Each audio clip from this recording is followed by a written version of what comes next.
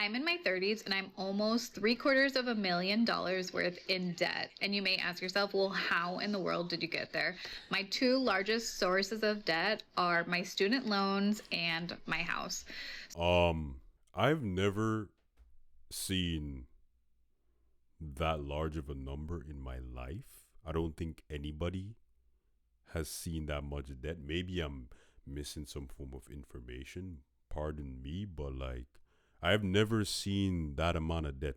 Normally, when I'm doing videos like this and I'm looking for people who are in a similar situation like her, I would see maybe 50,000. The max I've ever seen was 150, but like I've seen this woman has 600,000 plus dollars in debt.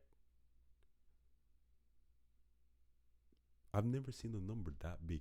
I wonder what her mental is like. Maybe is she alone? Did she accrue this by herself? Did she go to school? I would imagine she went to school. There's no way I would rack up this amount of money just on consumer debt. That's insane. But I'm assuming she went to school or something along those lines. But 100,000.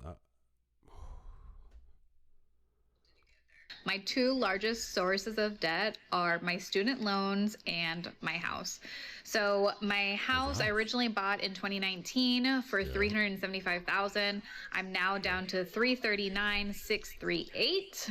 And my student loans I graduated in 2016. I've been paying every single month since then. I originally Hmm. took out a little over $200,000. I'm now at 300. I wonder what she went for. Like I'm hearing these numbers, right? And to a certain extent, when I'm doing research on all these videos and like looking at people who are in these types of situations, I would see numbers that are big. And because I've seen it so much, my brain just gets accustomed to it. But now, when every so often I would stumble upon a number like this, and I would just be a wave of anxiety would just like wash over me. I couldn't imagine what this would feel like, nor do I want to, because I like my life to be stress free, as you can see with my eyes. I don't like stress. I like to be relaxed, zen, stuff like that. But I don't like, I couldn't even fathom like being in that level of debt. Is it consumer debt? But at least she went for something. What did she go for actually? 870. So can you imagine my grand total is 647,508. Now, this is wild, but a lot of healthcare professionals that I know have similar Oh, debt ranges. So we're basically working. yeah, yeah, yeah. So she went for something in healthcare. You know, I said this before in one of my videos where I'm saying people who go into the profession of healthcare shouldn't be paying that much to help other people. They are an essential component in our society. If we do not have doctors, nurses, who would take care of you when you break your leg? We need people like this. So I don't understand why they're being charged to provide a service that will help humanity. Now you may say, "Oh well, they will be making well over $200,000 of like annual income or whatever it may be, depending if they're a doctor or a nurse." But like the stress alone from the uh, the loans might not even make it worth it to go to be a doctor, not to mention how they're actually treated. They're treated, some of them, I've heard some horror stories where they're just being treated like dog water and not treated very respectfully. That's just my experience or like stories that I've heard of them healthcare professionals being treated very badly. So, on top of the fact that I have to provide an essential service for society to function, I'm being dogged on. And then I have to go into a whole bunch of debt that accrues interest over the lifetime of the loan. And there's no real incentive to actually say, hey, we pay you this amount to go to school. And then when you get out, you get like, not even, how can I say this? I think there should be, when they complete it, they should be awarded with a rate cut.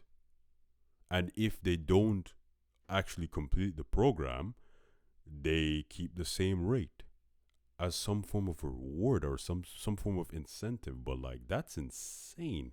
Like, I think that should be a standard for like healthcare professionals or like essential workers, not penalize them for going into a job that requires them to be there in order for society to function. I don't get it.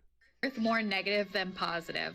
How in the world do you get out of these things? So, my student loans, I've been posting a lot. I've been counting on public service loan forgiveness, and I'll talk more about that in some of my other videos. Okay, so that was a lot. First of all, I've never seen that big of a number in my life. I hope that would be net, not debt, in my bank account when I'm like 30 or 40. But nevertheless, let's talk about it. She is in debt up to her neck. The majority of it is her house. Then she has some loans or whatever it may be. Now, she she is in quite a predicament, and I hope for her sake she gets out of it quickly. I would imagine she has a husband. Did she mention that she has a husband? But both of them be able to work out this debt. At least she got a degree or like some form of education that was worth it, in the sense that it would be able to produce a lot of money, but it will require a lot of hours and time and stuff like that. But I believe that she'll be okay. That's just me. I believe that she'll be fine along with her life. And I made a couple videos before saying that if college degree is worth it, and I do believe college is worth it, but it's just the roadblocks that are up, like the amount of debt that you need to go into in order to actually get an education, which anyway makes no sense. But other than that, the alternative is to actually be an entrepreneur, provide some form of service. But entrepreneurs are born every day and they die every day. Not everybody can be an entrepreneur. Not everybody can be the boss. Some people have to be followers. Not have to be, but like most people are more comfortable being followers, and that's okay. But if you're going for education, if you're going to do the traditional route where you go to college, you get a degree, at least do some research into the degree that you're going to get, and make sure it is able to pay off the debt that you are about to accrue. Because if you do not do the research, or if you don't take time off of the high school to figure out what you want, you will pay for it dearly. And I'm not talking about only financially. You'll pay for it with your mental. You'll pay for it with the fact that the realization that you can't do certain things because you are in debt. You will be paying for it physically because stress has a negative response on your body. So, if you take anything away from this video, be aware and show some sympathy to the people who are actually in this situation and learn from them. That's it.